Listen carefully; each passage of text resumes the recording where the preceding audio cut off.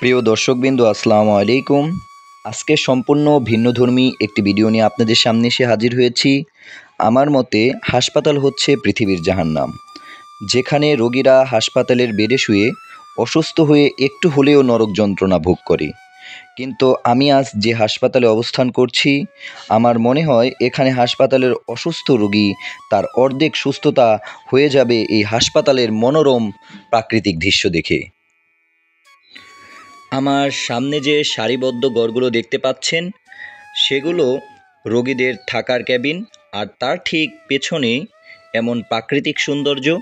রোগীরা তাদের সংকীর্ণ জানালা দিয়ে সহজেই এই প্রাকৃতিক দৃশ্যগুলো উপভোগ করতে পারেন।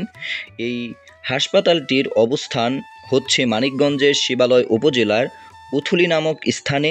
এটি একটি চক্ষু হাসপাতাল, যা ব্যক্তি মালিকানার জায়গার উপর প্রতিষ্ঠিত।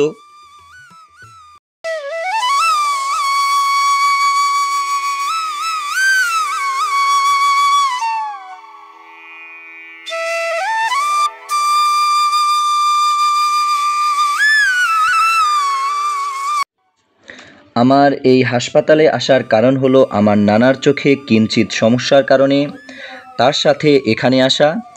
সাধারণত হাসপাতাল মানে নানা কোলাহল এবং নানা অসুস্থ রোগীর উপচে পড়া ভিড়। হাসপাতাল শব্দটা শুনলেই কেমন জানি ভয় ভয় অনুভব হয়, কিন্তু এটি তার সম্পূর্ণ বিপরীত।